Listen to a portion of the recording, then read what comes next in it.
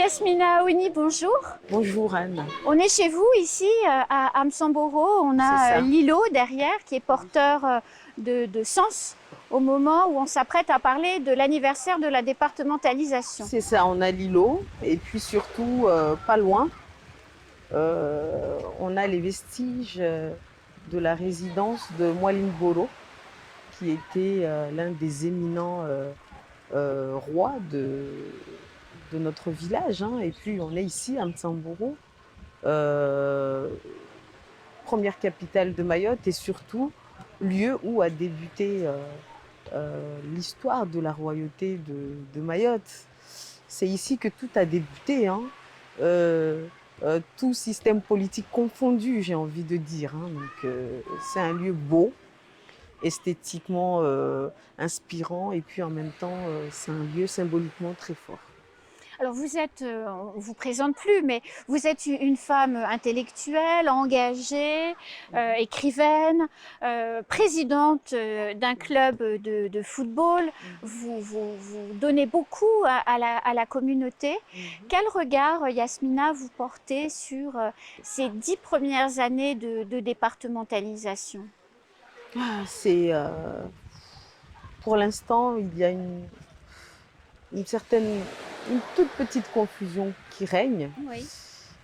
On est en train de chercher encore nos repères, j'ai envie de dire, dans ce monde nouveau, dans cette réalité nouvelle.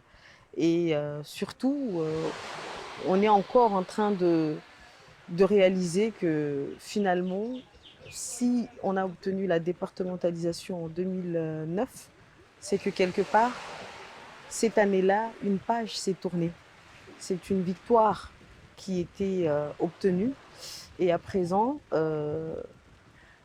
a débuté un autre combat dont la victoire ne semble pas encore en vue, on va dire ça comme ça. Alors, vous venez de le décrire, la départementalisation, c'est une trajectoire, un chemin, quelquefois semé d'embûches.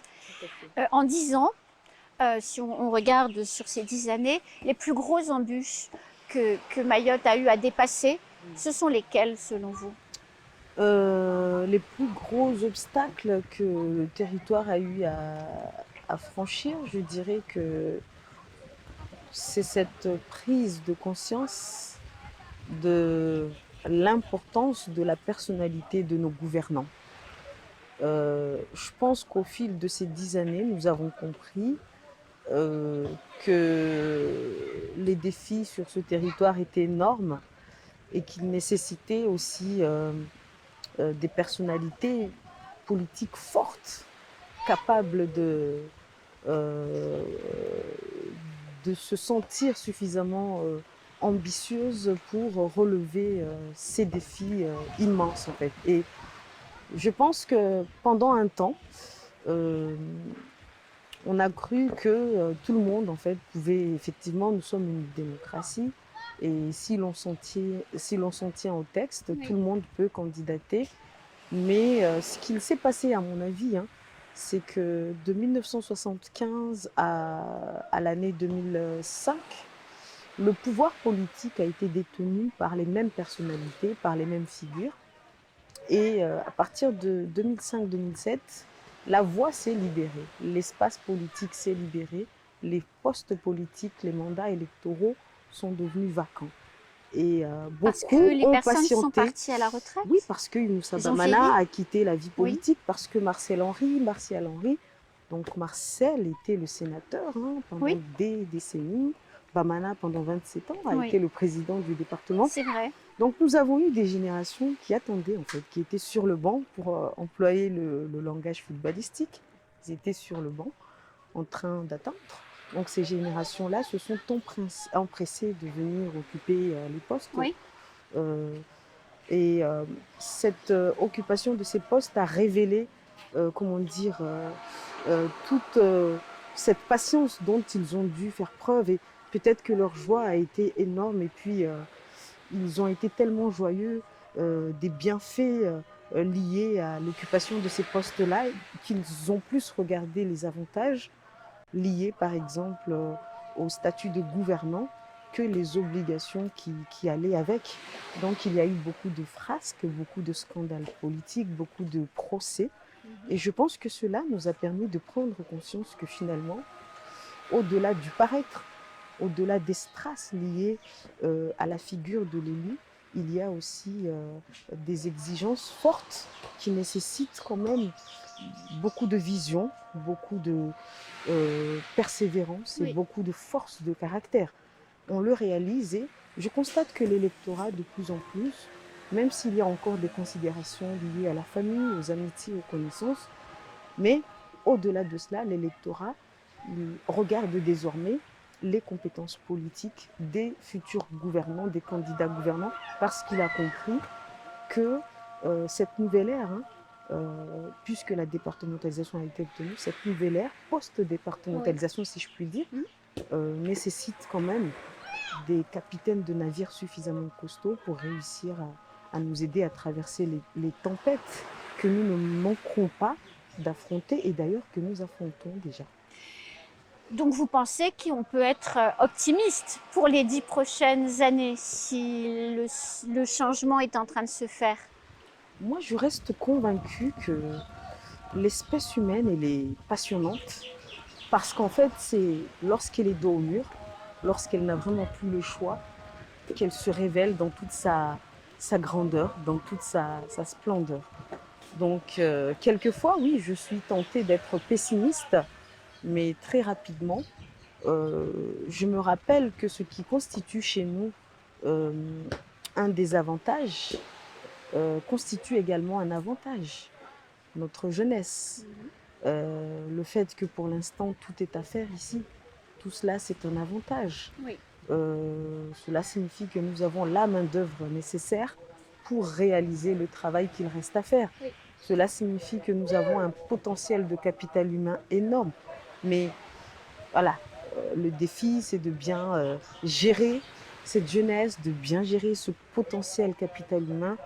Et c'est aussi de faire preuve de sagesse en ce qui concerne notre vie ici, tous ensemble. Donc, oui, quelquefois, on a l'impression que cela ne se passera pas. Et puis, paf, il y a des petits événements comme ça qui se passent et qui nous font prendre conscience qu'en fait, non, on a peut-être tort d'être aussi pessimiste et que peut-être que de belles choses se passeront. Alors dans la période de l'histoire ancienne, les femmes ont joué un rôle incroyable pour faire de Mayotte un département français. Vous êtes vous-même engagée, vous êtes une femme leader. C'est ça. Est-ce que ces femmes d'aujourd'hui, vous et vos consoeurs, est-ce qu'elles jouent toujours ce même rôle? Est-ce qu'elles ont toujours la même place dans la société? En fait, effectivement, l'histoire de Mayotte est une histoire qui a pour personnages principaux quand même les figures féminines. Oui. Par contre, euh, l'interprétation de ces rôles est complexe. Euh, Souvent, les gens disent ah ben la femme, elle n'a rien à envier aux femmes des autres territoires parce qu'ici, c'est elle qui détient le pouvoir. C'est faux, je pense. Disons que fidèles à notre tradition makoua et à nos origines makoua, les femmes jouent un rôle socialement important et valorisé, mais politiquement parlant, elles ne sont pas celles qui décident. Je ne sais pas si on se comprend. Ah si, je pense qu'on se comprend, elles influencent en réalité. En fait, nous sommes tout de même sur un territoire où c'est le pouvoir politique en fait qui va donner les orientations dans à peu près tous les domaines de notre société, dans le domaine économique, religieux, etc., environnemental. Et il se trouve que la femme, effectivement, dans la vie privée, au sein de son foyer, c'est elle qui gère. Au sein de la société, nous avons vu qu'en termes d'entrepreneuriat, elles sont nombreuses, elles sont plus nombreuses que les hommes à entreprendre. Oui. Par contre, politiquement parlant, c'est autre chose. Traditionnellement, elles vont plutôt être derrière, à assister l'homme à conseiller l'homme, à le défendre, à le protéger. Mais il est compliqué pour elles d'être celles qui décident, d'être celles qui ont la signature. Ça ne date pas d'aujourd'hui. Et dans le passé, cela a été facilité par le fait que l'on a longtemps considéré que le savoir, la connaissance, ce n'était pas le domaine de la femme C'est et vrai. que le domaine de la femme était plutôt l'apprentissage des tâches ménagères, de la couture, de la cuisine et de l'éducation des enfants. Donc les chatouilleuses, par exemple, elles ont mené le combat de manière magistrale et elles y sont pour beaucoup, elles sont pour beaucoup dans cette victoire de notre cause, de notre combat maïde française. Par contre, comme vous l'avez constaté, elles n'ont pas été présentes une fois la paix revenue.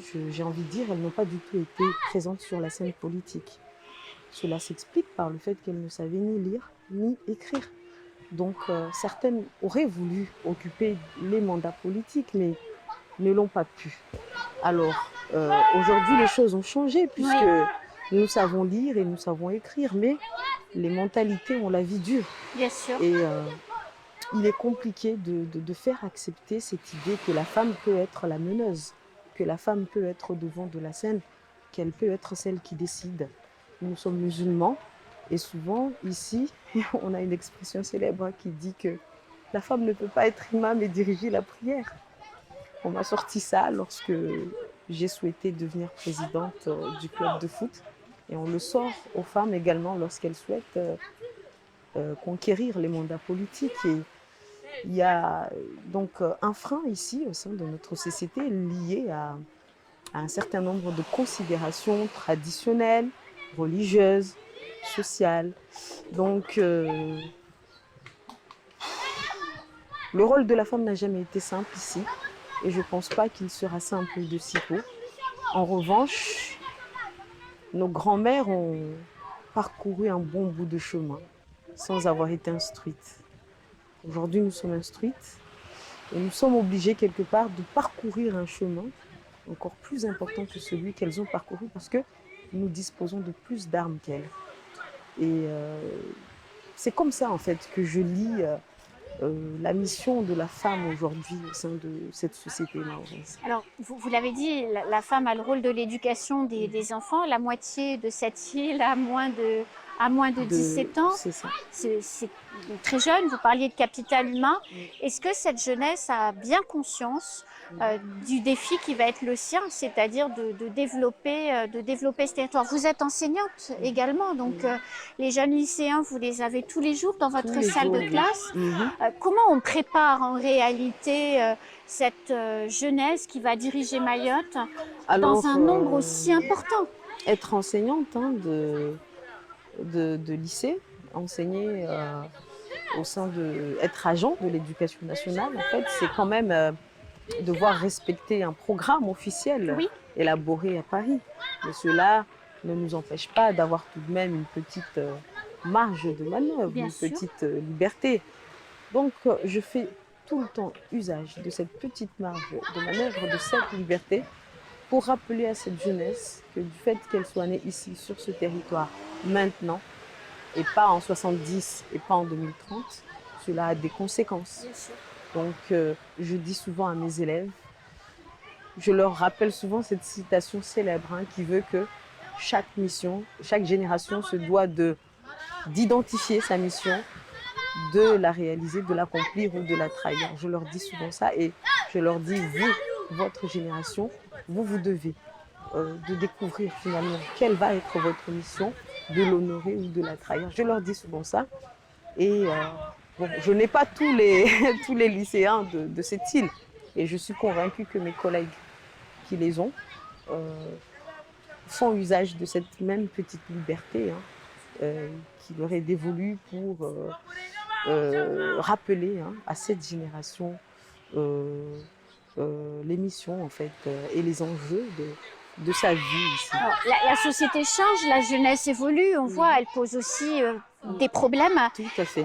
Elle change cette jeunesse à cause de la départementalisation, grâce à la départementalisation ou grâce à l'ouverture sur le monde, les téléphones, les smartphones, les voyages. Qu'est-ce qui caractérise ce changement? Je pense que nous avons bien sûr l'histoire de Mayotte, mais Mayotte n'est pas une île isolée du reste du monde aujourd'hui. Mayotte participe tout de même comment dire, à l'évolution de notre monde contemporain.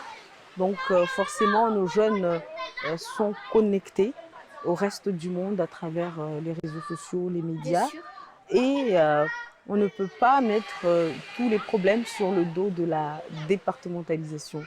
Il y a des problèmes qui sont juste des problèmes liés à notre temps et à la réalité d'aujourd'hui et de maintenant. Donc effectivement, il y a ce statut politique qui a ses conséquences et vient se rajouter à cette réalité nos caractéristiques démographiques, avec cette jeunesse qui est importante proportionnellement donc à notre population et qui essaye de vivre comme toute jeunesse de cette planète, c'est-à-dire avec son temps. Donc c'est comme ça que j'interprète les choses. Par contre, je pense que nous ne disposons pas de suffisamment d'outils d'analyse de cette société. Et il est compliqué de gérer une société, de penser une société lorsque l'on ne la connaît pas, lorsque l'on ne connaît pas suffisamment ce qui la caractérise. Et là, c'est peut-être un problème. Parce qu'au final, quelles que soient les solutions qui seront proposées, peut-être qu'elles ne seront pas complètement appropriées parce qu'on aura eu une connaissance insuffisante de notre territoire. Vous attendez quoi, Yasmina, des 10 prochaines années? Qu'est-ce que j'attends des 10 prochaines années? Qu'est-ce que j'attends des 10 prochaines années? Qu'on contrôle déjà notre démographie, ce qui implique de contrôler nos frontières et de contrôler aussi nos naissances ici sur le territoire, parce que c'est une condition sine qua non de la maîtrise de notre destin, je pense. Parce que pour penser un territoire, il faut déjà savoir combien d'âmes on pense. Si on ne le sait pas, et si on arrive à faire cela, ça sera déjà beaucoup. Et puis, je rêve aussi qu'on laisse une belle part en fait à la commémoration sur ce territoire afin que les générations présentes et à venir sachent en fait l'histoire de ce territoire qui est une belle histoire. Et cela manque. Aujourd'hui, on ne commémore pas suffisamment et on se contente juste de transmettre oralement et de manière très lacunaire en fait l'histoire, et cela nous cause beaucoup de tort. Je reste convaincue que si nos jeunes se connaissaient mieux l'histoire de leur territoire, ils agiraient peut-être avec moins d'agressivité, moins de violence. Ce sont des jeunes, des humains, ce ne sont pas des bêtes incontrôlables. J'en reste convaincue. Donc oui, j'ose espérer que ces préalables-là seront réalisés d'ici 10 ans, parce que si cela est fait, on pourra mettre en place beaucoup de mesures qui montreront leur efficacité parce qu'elles auront été bien mesurées, bien pesées. Yasmina Aouni, merci. Merci à vous. De cette interview, de votre temps et de votre regard sur Mayotte et sur la départementalisation et l'évolution de la société. Merci à vous et puis à toute la population mahoraise. Rahachiri, on est vigilant, on reste encore vigilant, comme le veut la devise. À bientôt. À bientôt.